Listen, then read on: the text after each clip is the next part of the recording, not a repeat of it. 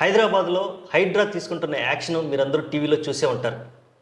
ఎవరైతే నిర్వాసితులు ఉన్నారో వాళ్ళు వెంటనే అంటే నిన్న నిర్వాసితులు ఇవాళ రోజున బాధితులు అవుతున్నటువంటి పరిస్థితి మనం చూస్తూనే ఉన్నాం. అయితే ఈ బాధితుల యొక్క బాధలు ఇంకా చాలా ఉన్నాయి. ఎందుకంటే వాళ్ళకి లోన్ల రూపంలో ఈఎంఐలు కట్టాల్సిన అవసరం కూడా ఉంది. అయితే ఈ ఈఎంఐస్ కట్టాలా వద్దా, కట్టకపోతే ఏం జరుగుతుంది, అసలుకి బ్యాంకులు వీళ్ళ మీద ఎటువంటి చర్యలు తీసుకుంటాయి, ఇటువంటి విషయాలన్నీ ఈ వీడియోలో మనం తెలుసుకోబోతున్నాం. ఈ విషయాన్ని మనకి ఎక్స్ప్లెయిన్ చేయడానికి మనతోటి all India bank employees association secretary B S Rambabu గారు ఉన్నారు. వారితో మరిన్ని విషయాలు మనం తెలుసుకుందాం మాట్లాడి. నమస్తే సార్. నమస్కారం సార్, ఇప్పుడు హైదరాబాద్లో హైడ్రా తీసుకుంటున్న చర్యల మీద, అసలు హైడ్రా మీద ముందుగా మీ ఒపీనియన్ తెలియజేయండి సార్. ఆశయాలు, ఆశలు, అదే రకంగా ఆలోచనలు ఇవన్నీ కూడా దాన్ని హర్షించాల్సినటువంటి అంశాలు ఇవన్నీ. ఎందుకంటే హైదరాబాద్ నగరంలో ఈ మధ్యకాలంలో కురుస్తున్నటువంటి వానలు కానీ, లేదా ఈ చుట్టుపక్కల ఉండేటటువంటి చెరువుల్లో క్యాచ్మెంట్ ఏరియాలో పడినటువంటి వర్షాలు, ముఖ్యంగా గండిపేట, ఉస్మాన్ సాగర్ లాంటి కట్టల చెరువులలో నీళ్లు నిండిన తర్వాత మూసీలోకి ప్రవహించడం, తద్వారా అనేక ఏరియాలన్నీ కూడా నీట మునగటం అనేటటువంటిది మనం చూస్తూనే ఉన్నాం. అదే రకంగా ఈ మధ్య కాలంలో కురుస్తున్నటువంటి వర్షాలకు కూడా హైదరాబాద్ అనేటటువంటి నగరం చివరికి చాలా నీటితో జలమయం అవటం అనేటటువంటి దాన్ని అరికట్టడం కోసం ఈ నాలాలు అట్లా అదే రకంగా ఈ చెరువుల్ని ఆక్రమించినటువంటి కట్టడాలు ఏవైతే ఉన్నాయో వాటి నుంచి హైదరాబాద్ని కాపాడాలనే ఉద్దేశంతో ఏర్పడినటువంటి హైడ్రా ఉద్దేశాలు తప్పనిసరిగా మనం హర్షించాల్సినటువంటివి. అయితే మనం ప్రజాస్వామ్య దేశంలో ఉన్నాం. మనం ఎక్కడ కూడా సైనిక పాలనలో కానీ, నియంత్రణ పరిపాలనలో కానీ, ఈ రకమైనటువంటి పాలనలో మనం లేవు. ప్రజాస్వామ్యం అంటే దాని అర్థం ఏంటంటే ప్రజల కొరకు, ప్రజల చేత, ప్రజల వలన ఎన్నికైనటువంటి ప్రభుత్వాలు. అంటే మనమే ప్రభుత్వాలు ఏర్పరచుకున్నాం. సో ఈ ప్రజల కొరకు, ప్రజల వలన, ప్రజల చేత ఏర్పడినటువంటి ఈ ప్రభుత్వాలన్నీ కూడా ప్రజల కొరకు పనిచేయాలి తప్పిస్తే ప్రజల కళ్ళమ్మటి నుంచి నీళ్లు వచ్చేటటువంటి ఆ రకమైన కార్యక్రమాల్ని ప్రభుత్వాలే చేయటం అనేటటువంటిది ఇది శోచనీయం. ఇవన్నీ అరికట్టాల్సినటువంటి అంశాలు. అందుకే మనం చట్టాలని చేసుకుంటాం, రాజ్యాంగాలని మనం అమెండ్ చేసుకుంటూ ఉంటాం. సో ఎప్పుడో డైనమిక్ సొసైటీ కాబట్టి ఎప్పుడో ఏర్పడినటువంటి రాజ్యాంగాలన్నీ కూడా ఇప్పటికి దాదాపు 115-120 సార్లు పైననే మనం వాటిని అమెండ్ చేసుకున్నాం. అంటే ఇప్పటి అవసరాల కోసం అప్పుడు ఏర్పరచుకున్నటువంటి రాజ్యాంగాల్ని ప్రజల అవసరాల కోసం అమెండ్ చేసుకునేటటువంటి ప్రస్తుతం ఉన్నటువంటి ప్రజాస్వామ్య పరిపాలనలో ఇవాళ హైదరాబాద్ నగరానికి ఈ రకమైనటువంటి ఇబ్బందులు కలగజేస్తున్నటువంటి కట్టడాలను నిర్మూలించాలి అని ఒక నిర్ణయం తీసుకున్నప్పుడు ఆల్టర్నేటివ్ మెకానిజం కూడా తప్పనిసరిగా ప్రభుత్వాలు ఆలోచించాలి. ఇవాళ అనేక మంది హైడ్రా తీసుకొస్తున్నటువంటి ఈ బుల్డోజర్స్ అన్నిటి వాటి బారిన పడ్డవాళ్ళు మేము అనుమతులు తీసుకున్న తర్వాతనే కట్టడాలు చేసినాం అనేటటువంటి ఒక ప్రధానమైనటువంటి ప్రశ్నని హైడ్రా ముందుంచుతున్నారు. సో అంచేత ఈ హైడ్రా ముందుకు వెళ్ళేటప్పుడు ఇవన్నీ కూడా ఆలోచించాల్సిన అవసరం ఉంది. వాటి యొక్క ఆశయాలు, వారి యొక్క నిర్దేశించుకున్నటువంటి సూత్రాలన్నీ మంచివే కావచ్చు, కానీ ప్రజాస్వామ్య పరిపాలనలో కొద్దిగా ప్రజల ఇబ్బందులు కూడా పరిగణనలోకి తీసుకుని ముందుకు వెళ్లాల్సినటువంటి అవసరం హైడ్రా లాంటి సంస్థలకు మాత్రం ఉంటుంది. సార్, ఓకే, మీరే అంటున్నారు అనుమతులు ఉన్నా సరే కూలుస్తున్నారని. ఇప్పుడు అనుమతులు ఉన్నప్పుడు కూడా ప్రభుత్వం ఇచ్చిన అనుమతులే కాబట్టి మరి హైడ్రా కూల్చడానికి ఎంతవరకు అవకాశం ఉందంటారు? అదే చెప్తున్నా కదా. ఇప్పుడు హైదరాబాద్ అర్బన్ డెవలప్మెంట్ అథారిటీ అని ఒక ఇంతకుమునుపు ఆ ప్రభుత్వాల కాలంలో హుడా అనేటటువంటి సంస్థ ఉండేది. ఇప్పుడు దాన్ని హెచ్ఎండిఏ కింద దాన్ని మార్చినారు. సో హుడా అయినా హెచ్ఎండిఏ అయినా వారి యొక్క చేసేటటువంటి కార్యక్రమాలు ఏముంటాయనంటే ఒక కాలనీ కానీ, ఒక సర్వే కానీ, సర్వే నెంబర్లు కానీ ఇచ్చేటప్పుడు అక్కడ ఎల్పీ నెంబర్లు అనేటటువంటిది వాళ్ళు అలాట్ చేస్తారు. అంటే ఇవన్నీ కూడా నివాసయోగ్యానికి అనువుగా ఉండేటటువంటి ప్రదేశాలు. ఇక్కడ ఏ రకమైనటువంటి ఇబ్బందులు లేకుండా కట్టడాలు నిర్మించుకోవచ్చని స్వయానా హెచ్ఎండిఏ ఇచ్చినటువంటి పరిమితులు, పర్మిషన్స్ అవన్నీ కూడా. సో ఈ ఇల్లు కట్టుకోవడానికి ఇచ్చేటటువంటి పర్మిషన్లన్నీ కూడా హెచ్ఎండిఏ, ఇక్కడ కనుక సిటీ లిమిట్స్లో అయితే హెచ్ఎండిఏ, బయట కనుకైతే డిటిపిసి. సో ఇవి పర్మిషన్లు ఇంకా గ్రామాల్లో కనుకైతే గ్రామ పంచాయతీలు. సో ఇవన్నీ కూడా ఆ ఉన్నటువంటి స్థలాలు ఏవైతే ఉంటాయో ఇవి నివాసయోగ్యంగా ఉండేటటువంటివి, ఏ రకమైనటువంటి డిస్ప్యూట్స్ లేనటువంటివి. అంచేత ఇక్కడ తప్పనిసరిగా కట్టడాలు కట్టుకోవచ్చని హెచ్ఎండిఏ పర్మిషన్ ఇచ్చిన తర్వాత మాత్రమే అక్కడ కట్టడాలు మొదలవుతాయి. సో హెచ్ఎండిఏ పర్మిషన్ ఇచ్చిన తర్వాత జిహెచ్ఎంసి పిక్చర్లోకి వస్తుంది. So greater Hyderabad municipal corporation అనేటటువంటిది కట్టడాలకు అనుమతిస్తారు. అదే రకంగా లోకల్గా ఉండేటటువంటి ఎంఆర్ఓస్ ఎవరైతే ఉంటాయో ఈ గ్రౌండ్ కాకుండా ఫస్ట్ ఫ్లోర్లు సెకండ్ ఫ్లోర్లు కనుక వేసుకుంటే వాటికి వారు పర్మిషన్లు ఇస్తారు. ఈ తర్వాత ఫైర్ డిపార్ట్మెంట్ వాళ్ళు పర్మిషన్ ఇస్తారు, ఆ తర్వాత ఎలక్ట్రిసిటీ డిపార్ట్మెంట్ వాళ్ళు ఇస్తారు పర్మిషన్స్. సో ఇవన్నీ అయిన తర్వాత చివరికి జీహెచ్ఎంసీ ఆక్యుపెన్సీ సర్టిఫికెట్ ఇవ్వటం జరుగుతుంటుంది. ఇప్పుడు ఇక్కడ చాలామంది కెమెరాల ముందు మీడియా ముందు వచ్చి ఏమని రోధిస్తున్నారు, మేము గృహప్రవేశాలు చేసుకున్నాం, ఇంకొక 4-5 రోజుల్లో మేము చేరబోతున్నాం అంటే దానికి ఆక్యుపెన్సీ సర్టిఫికేట్ వచ్చినట్టే కదా. ఒకసారి ఆక్యుపెన్సీ సర్టిఫికేట్ వచ్చిందని అంటే ఇందాక మనం ఉదహరించినటువంటి అనేక సంస్థలు, ప్రభుత్వ సంస్థలే ఇవి, ప్రైవేట్ సంస్థలు కావు ఇవన్నీ. సో కట్టడాలకి అనుమతులు ఇచ్చేటటువంటి ఏ ప్రభుత్వం అయితే పరిపాలన కొనసాగిస్తుందో ఆ ప్రభుత్వాలు అన్వయించుకున్నటువంటి రూల్స్ ప్రకారం ఆ సంస్థలు ఆ రకమైన పర్మిషన్లు ఇస్తాయి. సో ఇవాళ గృహప్రవేశాలు కూడా చేసుకున్నటువంటి ఇళ్లల్లో ఈ అనుమతులన్నీ ఎక్వైర్ చేసిన తర్వాత ఇవాళ మీ దగ్గర అనుమతులు లేవు అనేటటువంటిది ఈ ప్రభుత్వం ద్వారా ఏర్పడినటువంటి హైడ్రా అనే సంస్థ వాదిస్తోంది. అంటే వారి ఉద్దేశంలో ఏమిటి, ఈ ఎఫ్టీఎల్ అనేటటువంటిది బఫర్ జోన్ అనేటటువంటిది వీటిల్ని లెక్కలోకి తీసుకుండా అనుమతులు ఇచ్చినటువంటి అధికారులు చట్టరీత్యా శిక్షార్హులు. ఆ మాట సరిపోతుందా? ఎవరిని సాటిస్ఫై చేస్తున్నది? సో వాళ్ళే ఒప్పుకుంటున్నారు ఈ రెండింటినీ లెక్కలోకి తీసుకోకుండా అనుమతులు ఇవ్వబడ్డాయి అంటే అక్కడ అనుమతులు ఉన్నాయి. సో ప్రభుత్వానికి సంబంధించినటువంటి జీహెచ్ఎంసీ కానీ హెచ్ఎండిఏ కానీ అంతకుముందు హుడా కానీ ఈ పర్మిషన్లు శాంక్షన్ చేసిన తర్వాత మాత్రమే కట్టడాలైనాయి. బట్ ఇచ్చినటువంటి పర్మిషన్స్ అన్నీ కూడా అవి చట్టరీత్యా చెల్లవు, ఇవి ఏదో ఒక రూపంలో ఇచ్చినటువంటి, అందుకని వారి మీద మేము క్రిమినల్ చర్యలు తీసుకుంటామని చెప్తున్నారు. ఇవాళ రుణగ్రహీతలకు అంటే బ్యాంకుల నుంచి రుణాలు, దానికి వద్దాం అక్కడికి. ఇవాళ ఇల్లు కట్టుకున్నటువంటి వాళ్ళు, కట్టుకోబోతున్నటువంటి వాళ్ళు, కూలగోతకి గురైనటువంటి వాళ్ళు వాదించేది ఏమిటంటే మా దగ్గర పర్మిషన్స్ ఉన్నాయి, బిల్డర్ పర్మిషన్స్ ఉన్నాయి, బిల్డర్ దగ్గర పర్మిషన్స్ ఉన్నాయి. సో ఇదే ప్రభుత్వం దగ్గర నుంచి వాళ్ళ కొత్తగా పాలకులు మారచ్చు, కానీ ఆంధ్రప్రదేశ్ రాష్ట్ర ప్రభుత్వం అంతకుమునుపు ఉండేది, తర్వాత తెలంగాణ రాష్ట్ర ప్రభుత్వం ఏర్పడింది.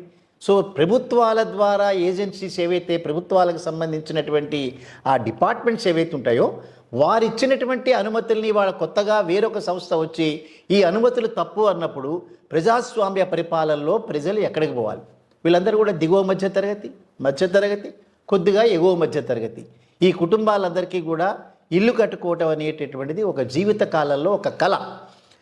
ఆ కళ నెరవేరుతున్నటువంటి సందర్భంలో తను పొదుపుగా దాచుకున్నటువంటి డబ్బు, తను బ్యాంక్ నుంచి తీసుకున్నటువంటి రుణం రెండూ కూడా హుస్సేన్ సాగర్లో పోసేసినారు, కూలగొట్టేసినారు, అయిపోయింది. వాళ్ళ బుల్డోజర్లు తీసుకుని మూసీ పరివాహక ప్రాంతాల్లో 15 నుంచి 20 వేల ఇళ్ళు కూలగొట్టడానికి ప్రయత్నాలు చేస్తున్నారు. మీ ఆశయం చాలా మంచిదే కావచ్చు, మీ ఆశయంతో పాటుగా మీరు సాధించాల్సినటువంటి ప్రగతి కూడా అద్భుతమైంది కావచ్చు, కానీ ఎవరు నష్టపోతున్నారు ఇక్కడ? 20,000 మంది అంటే పరోక్షంగా ఇంకొక 40-50 వేల మంది. ఎందుకంటే రేపటి నుంచి వాళ్ళ దగ్గర నుంచి రికవరీలు కనుక మొదలైనాయనంటే వాళ్ళ కుటుంబాలు కూడా చిన్నాభిన్నం. అందుకే వాళ్ళు అనేక మంది కుటుంబాలు రోడ్ల మీదకి వచ్చి ఏం మాట్లాడుతున్నారు, మీరు కూలగొట్టినారని అంటే మాత్రం మేము సూసైడ్ చేసుకుంటామని బెదిరిస్తున్నారు. సో అంచేత ప్రజాస్వామ్య పరిపాలనలో ఉన్నటువంటి మన భారతదేశంలో ఇటువంటి దుందుడుకు చర్యలు చేపట్టే ముందు ఆశయాలు మంచివైనా, మీరు ఆశయ సిద్ధి చాలా అద్భుతమైనదైనా కూడా ఆచితూచి వ్యవహరించాల్సినటువంటి ఇటువంటి అంశాల్లో చాలా జాగ్రత్తగా వెళ్ళాల్సినటువంటి అవసరం మాత్రం ఉంది. సార్, ఇప్పుడు ప్రభుత్వం నుంచి మనం ఒక చిన్న సర్టిఫికేట్ తీసుకోవాలంటేనే రకరకాల ప్రోటోకాల్స్ ఉంటాయి, దానికి సంబంధించిన డాక్యుమెంట్స్ అన్నీ సబ్మిట్ చేసిన తర్వాత వాళ్ళు ఆలోచించి అప్పుడు ఇస్తారు. కానీ ఇక్కడ ప్రభుత్వమే డైరెక్ట్గా ఎటువంటి నోటీస్ ఇవ్వకుండా డైరెక్ట్గా కూల్చడాన్ని మనం ఇప్పుడు దీన్ని ఎలా చూడొచ్చు? కానీ 2 రకాలుగా దీన్ని విభజించాలి. అనుమతులతో కట్టినటువంటి ఇళ్ళ ఇవి, అనుమతులు లేకుండా కట్టినటువంటి ఇళ్ళ. అనుమతులు లేకుండా కనుక కట్టినటువంటి ఇల్లు కనుకైతే కూల్చడానికి ప్రభుత్వానికి సర్వ హక్కులు ఉన్నాయి. సో ఇవాళ మనం చూస్తే పక్క రాష్ట్రంలో కృష్ణానది ఒడ్డునే ముఖ్యమంత్రి గారి నివాసం ఉంటున్నారు. అక్కడ ఆ కృష్ణానది ఒడ్డున అనేక రకాలైనటువంటి ఇళ్ళు కట్టడాలు జరిగినాయి. అంటే కృష్ణానదిలో ఒక చెంబుడు వాటర్ కనుక దానిలో పోస్తే ఆ వాటర్ అంతా ఇళ్లలోకి వస్తుంది అది. సో అక్కడ లేనటువంటి అభ్యంతరాలు మనకెందుకున్నాయనేటటువంటిది చాలామందికి మదిలో జరిగేటటువంటి ప్రశ్నలు. అదే రకంగా ఇల్లు అనేటటువంటివి పర్మిషన్లు ఇచ్చి ఒక యువతి ఒక ఓల్డ్ లేడీ మాట్లాడుతూ, నేను ఇక్కడే పుట్టినాను, ఈ 70 సంవత్సరాల కాలం నుంచి ఇదే ఇంట్లో ఉంటున్నాను, 70 సంవత్సరాల కాలం నుంచి లేనటువంటి ఈ అబ్జెక్షన్ ఇవాళ ఎందుకు వచ్చింది? ఇది ఇప్పుడు నేను ఎక్కడికి పోవాలి? ఇప్పుడు 3 ఫ్లోర్స్ కట్టుకున్నాం ఇక్కడ, ఇదంతా మా కష్టార్జితాలు ఇవన్నీ, ఇక్కడ కూలగొట్టి డబుల్ బెడ్రూమ్కి మీరు వెళ్ళండి అంటున్నారు. సో ఇవన్నీ కూడా ప్రజాపాలకులు అక్కడ ఉన్నటువంటి పాలకులు పరిష్కరించాల్సినటువంటి అంశాలు. సో అంచేత హైడ్రా స్థాపన కానీ, హైడ్రా చేసేటటువంటి కార్యక్రమాలు కానీ చట్టరీత్యా ఇవన్నీ కూడా హర్షించాల్సినవే కావచ్చు. హైదరాబాదులో పడుతున్నటువంటి ఇబ్బందులకి వీటికి పరిష్కార మార్గంగా దీన్ని ఆలోచించవచ్చు. సో ఇవన్నీ సాల్వ్ చేసేటప్పుడు ప్రజలు పడుతున్నటువంటి ఇబ్బందులు, అందులో ఆర్థిక పరమైనటువంటి ఇబ్బందులు, అంటే తన జీవిత కాలంలో కూడగట్టినటువంటి డబ్బుని ఒక్క వేటితో పోగొట్టుకున్నటువంటి వీళ్ళు, ఎక్కడో అక్కినే నాగార్జునో లేకపోతే మరొక వ్యక్తి వాళ్ళకి 200 కోట్లు 150 కోట్ల రూపాయల పెద్ద అది ఆదాయం కాకపోవచ్చు. ఎందుకంటే రేపొద్దున్న ఈ పోగొట్టుకునే డబ్బు రేపొద్దున మళ్ళీ సంపాదించుకుంటారు వాళ్ళు, మళ్ళీ ప్రజలే మళ్ళీ వారందరికీ కూడా సినిమాలకు టికెట్ల రూపంలో ఇస్తాం మనం. అయితే ఇక్కడ middle class, lower middle class వాళ్ళు ఇంకా వాళ్ళ జీవితాల్లో కోలుకోలేరు ఈ దెబ్బకి. అందుకని దీనికి ఒక పరిష్కార మార్గం, మొండిగా వెళ్లకుండా దీనికి ఒక పరిష్కారం ఆలోచించాల్సిన బాధ్యత మాత్రం కాంగ్రెస్ పార్టీ మీద ఖచ్చితంగా ఉంటుంది. సరే, ఇప్పుడు అలాగే మరి వెంటనే రాత్రిలో లేంటి తెల్లవారుజామున వచ్చేసి కూల్చేయడం వలన వాళ్ళు ఇల్లు లేకపోవడం ఒక ఎత్తు అయితే, వాళ్ళు ఆ ఇల్లు కట్టడానికి తీసుకున్నటువంటి బ్యాంక్ లోన్స్ అయితే ఏవే ఉంటాయో మళ్ళీ వాటికి కూడా పే చేయాల్సినటువంటి పరిస్థితి ఉంది. వీళ్ళు ఖచ్చితంగా మళ్ళీ ఆ బ్యాంక్ లోన్స్ కట్టాలా, కట్టకపోతే ఏం జరుగుతుంది అనేది కూడా ఇప్పుడు చాలామందికి వస్తున్నట్టు డౌట్. దీని మీద అసలు మీరు ఎటువంటి విశ్లేషణ ఇస్తారు? ఇప్పుడు బ్యాంకులు ప్రజల దగ్గర నుంచి సేకరించినటువంటి డిపాజిట్స్ ఏవైతే ఉన్నాయో వాటిని రుణాల రూపంలో మళ్లించి ఆ రుణాల మీద వచ్చినటువంటి వడ్డీని తిరిగి వడ్డీతో ఈ డిపాజిట్లు పే చేసి ఈ ప్రభుత్వాలకి ఆదాయం కల్పించడం అనేటటువంటిది బ్యాంకుల యొక్క ప్రముఖమైన ఉద్దేశం. సింపుల్ బ్యాంకింగ్ ఇది. అందుకని ఇప్పుడు వేలాది కోట్ల రూపాయలు ప్రజల దగ్గర నుంచి సేకరించి రుణాల రూపంలో మళ్లించినప్పుడు ఇక్కడ హైడ్రా లాంటి సంస్థలు తీసుకున్నటువంటి నిర్ణయాల వల్ల ప్రజలు ఇబ్బంది పడుతున్నారు కాబట్టి వాళ్ళు తిరిగి రీపే చేయలేరు అనేటటువంటి క్వశ్చన్ కనుక వస్తే, మరి ఇప్పుడు డిపాజిట్లు సేకరించినటువంటి వ్యక్తులకు ఎక్కడి నుంచి ఇవ్వాలి బ్యాంకులు? సో బ్యాంకులు అంటే వాళ్ళ దగ్గర ఏమీ ప్రభుత్వాల యొక్క పెట్టుబడులే ఉండవు కదా, ప్రజల దగ్గర నుంచి సేకరించిన డిపాజిట్స్ ఇవన్నీ కూడా. ఇండియాలో అన్నీ కూడా ఇది క్యాపిటల్ ఓరియంటెడ్ బ్యాంక్స్ కావు, ఇవన్నీ కూడా డిపాజిటెడ్ ఓరియంటెడ్ బ్యాంక్స్. అంటే మూలధనం పెట్టుబడిగా పెట్టి మూలధనంతో బ్యాంకులు రన్ చేస్తే మూలధనం నష్టపోతారు వాళ్ళు. కానీ ఇక్కడ మూలధనం తక్కువ, ప్రజల దగ్గర నుంచి సేకరించినటువంటి డిపాజిట్లు రుణాల రూపంలో మళ్ళించి లాభాలు ఆర్జించడం ఎక్కువ. స్టేట్ బ్యాంక్ ఆఫ్ ఇండియా లాంటి ఒక అతిపెద్ద బ్యాంకుని కనుక మనం తీసుకుంటే వాళ్ళకి 5-6 వేల కోట్ల రూపాయల కంటే మూలధనం లేదు అక్కడ. బట్ వాళ్ళకు ఉన్నటువంటి డిపాజిట్స్ కనుక మనం చూస్తే 30 లక్షల కోట్ల రూపాయల డిపాజిట్స్, దాని మీదనే వాళ్ళు చేసేటటువంటి బిజినెస్. సో మూలధనం ఇంత ఉంటే డిపాజిట్ల సంఖ్య చాలా పెద్దగా ఉంది. ఇప్పుడైతే ఆ డిపాజిట్లు అనేటటువంటిది రికవరీ కానటువంటి పొజిషను హైడ్రా లాంటి సంస్థలు క్రియేట్ చేసినాయో తప్పనిసరిగా బ్యాంకులు దివాలా తీస్తాయి. సో బ్యాంకుల్ని దివాలా తీసుకోవాలా, లేదా హైడ్రా లాంటి సంస్థలు కొంత నియంత్రించుకుని వారు నియంత్రించుకుని కొద్దిగా ముందుకు వెళ్ళాల్సినటువంటి అవసరం. ఇప్పుడు అన్నీ నేను ఒక్కటే రూలే మాట్లాడతాను, నాకు ఇవన్నీ అవసరం లేదు అనుకుంటే, హైదరాబాద్ నగరంలో మనం చూస్తే దాదాపు 750 పైచిలకు రోడ్లని ఆక్యుపై చేసి గుళ్ళు కానీ, మసీదులు కానీ, లేదా సమాధులు కానీ రోడ్ల మధ్యలో ఉన్నాయి. ఇవన్నీ కూడా మెట్రో అనేటటువంటి సంస్థ ఆ మెట్రోని నిర్మించేటటువంటి ప్రాసెస్లో ఏ దేశంలో లేనటువంటి సమస్య భారతదేశంలోనే ఉంది. ఎవరు పడితే వాళ్ళ రోడ్ల మీదకి వచ్చి ఇట్లా కట్టడాలు కట్టడం, ఏదో ఒక రకమైన సమాధులు పెట్టడం, ఏదో ఒక రకమైన విగ్రహాలు పెట్టడం చేసి చివరికి ట్రాఫిక్ అనేటటువంటి దానికి అడ్డంకులు క్రియేట్ చేయటం. సో ఇవన్నీ కూడా రిమూవ్ చేయమనంటే ఒక్కటి హైడ్రా ముట్టుకోగలుగుతుందా? ఇవాళ నగరంలో ఉండేటటువంటి ఇళ్లను మీరు అటాక్ చేసి కూల్చేస్తున్నారు కదా, ఇది ఆ 750 కట్టడాల్లో ఒక 10 కట్టడాలు మీరు కూల్చండి, 10 చాలు. ట్రాఫిక్ హజార్డ్స్ని అదే రకంగా హైదరాబాద్ కొన్ని ఇబ్బందులు తీర్చచ్చు కదా. ఇల్లీగల్ కట్టడం ఏదైనా ఒకటే కదా. సో వాటిల్ని ఎట్టి పరిస్థితుల్లో మేము ముట్టాం, ఇక్కడ మాత్రం ఇండివిజువల్స్కే మేము చేస్తాం అనేటటువంటిది కొద్దిగా ఇబ్బంది కలిగించేటటువంటిది. ఇవి రేపు భవిష్యత్తులో ఇంకా ఎక్కువ అవుతాయి ఇవన్నీ కూడా. సో బ్యాంకుల నుంచి రుణాలు అనేటటువంటి ప్రశ్న మీరు మాట్లాడారు. ఇప్పుడు ఇది కనుక మనం చూస్తే బ్యాంకులు డిపాజిట్లని డైవర్ట్ చేశారు. సెకండ్ వన్, బ్యాంకులు కనుక ఒక రుణం ఇవ్వాలి అని అంటే ఒక చెక్ లిస్ట్ ఒకటి ఉంటుంది. ఆ చెక్ లిస్ట్లో ఏముంటాయి? First of all municipal HMDA permission ఆ స్థలానికి ఉన్నదా, అది ఎవరు సర్టిఫై చేయాలి? అది బ్యాంకులు సర్టిఫై చేయడం కాదు, ఒక లాయర్ ఒక లీగల్ ఒపీనియన్ తీసుకుంటారు. అంటే బార్ కౌన్సిల్లో రిజిస్టర్ చేసుకున్నటువంటి ప్రాక్టీసింగ్ అడ్వకేట్ అతను ఇచ్చేటటువంటి ఒపీనియన్. అంటే దీనికి హెచ్ఎండిఏ ద్వారా పర్మిషన్స్ ఉన్నాయి, దాన్ని కట్టడానికి జీహెచ్ఎంసీ ద్వారా పర్మిషన్లు ఉన్నాయి. సో ఈ కొనుక్కున్నటువంటి వ్యక్తి ఎవరైతే ఉందో అతని దగ్గర లీగల్గా టైటిల్ అతని దగ్గరే ఉంది. సో తను ఆ ఇంటికి సర్వ హక్కులు అతని దగ్గర ఉన్నాయి కాబట్టి అతను దాని మీద లోన్ తీసుకోవచ్చు, దాన్ని అమ్మివేయచ్చు, అదర్వైజ్ దాన్ని ఇంకొకరికి దానం ఇవ్వచ్చు. సో సర్వ హక్కులు కలిగి ఉన్నాయి. ఆ సర్వ హక్కుల్ని బ్యాంక్ టెంపరీగా ట్రాన్స్ఫర్ చేసుకుంటుంది, దాని మీద కొంత అడ్వాన్స్ పే చేసి ఈఎంఐలు కలెక్ట్ చేస్తూ ఉంటుంది. ఇంత ప్రొసీజర్ అయిన తర్వాత కూడా మళ్ళీ బఫర్ జోన్లో ఇది వచ్చింది కాబట్టి, ఎఫ్టీఎల్లోకి వచ్చింది కాబట్టి మీరిచ్చినటువంటి రుణము తప్పే, లీగల్ ఒపీనియన్ అది తప్పే, అధికారులు ఇచ్చినటువంటి పర్మిషన్లు తప్పే, నేను ఒక్కడిని మాత్రమే కరెక్ట్ అనేటటువంటిది ప్రజాస్వామ్య వ్యవస్థలో ఎవరు హర్షించరు. సో ఇక్కడ మనకి రాజకీయంగా, సామాజికంగా, అదే రకంగా కల్చరల్గా, సాంస్కృతికంగా అనేక సమస్యలు ప్రజలు ఎదుర్కొంటున్నటువంటి సమయంలో రాష్ట్రాలు ఏర్పడ్డాయి, దేశాలు ఏర్పడ్డాయి. సో వీటన్నిటినీ పక్కన పెట్టి ప్రజలకు మాత్రం నేను వీటన్నిటినీ లెక్క పెట్టకుండా ప్రజలకు నేను సమస్యలు క్రియేట్ చేస్తానని ఏ ప్రభుత్వాలు వచ్చినా కూడా రాజకీయంగా వారు అత్యంత దుర్భరమైనటువంటి పరిస్థితిని వాళ్ళు ఎదుర్కోవాల్సి వస్తుంది. అందుకని ప్రజాస్వామ్యంలో ప్రజలతో చర్చించి వారికి ఆల్టర్నేటివ్గా క్రియేట్ చేసి, ప్లస్ బ్యాంకులు పెద్ద ఎత్తులో, పబ్లిక్ సెక్టార్ బ్యాంకులు, ప్రైవేట్ బ్యాంకులు పెద్ద ఎత్తులో నష్టపోయే ప్రమాదాలు ఉన్నాయి. రేపు మూసీ పరివాహక ప్రాంతాల్లో కనుక కామన్ మ్యాన్ ఇల్లులు కనుక పగలగొడితే అవన్నీ కూడా అనేక అడ్వాన్సెస్ తీసుకునేటువంటి వాళ్ళు రుణాలు. సో ఇవన్నీ కూడా ప్రజలకు మళ్ళీ తిరిగి ఇబ్బందులు కలగజేయటమే కాకుండా భవిష్యత్తులో తిరిగి బ్యాంకులో రుణాలు ఇవ్వాలంటే చాలా కష్టంతో కూడుకున్నటువంటి వ్యవహారంగా పరిణమించే ప్రమాదం ఉందని హైడ్రా గుర్తించాలి. సార్, ఇప్పుడు ఈ బాధితులు ఎవరైతే ఉన్నారో వాళ్ళు హైడ్రా మీద ఎటువంటి యాక్షన్ తీసుకునే హక్కు వాళ్ళకి ఏమైనా ఉందంటారా? తీసుకోలేరండి. ఇవాళ పోలీస్ హెల్ప్ తీసుకుంటుంది ప్రభుత్వం, వాళ్ళ చేతిలో ఉంది కాబట్టి. చట్టరీత్యా యాజ్ ఆన్ టుడే ఈ చట్టం ప్రకారం ఇది మీకు ఏ రకమైనటువంటి అర్హత లేదు అనేటటువంటి డెసిషన్ ఇచ్చేస్తారు వాళ్ళు.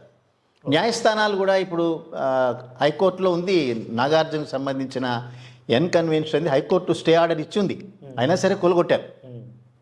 సో శనివారం నాడు పోతున్నారు, కోర్టులకు వెళ్ళేటటువంటి అవకాశం లేకుండా శని ఆదివారాల్లో సెలవు దినాలు కాబట్టి ఆ రోజున పగలగొడుతున్నారు. కోర్టులు కూడా ఇంటర్ఫీర్ కావటం లేదు అంతగా.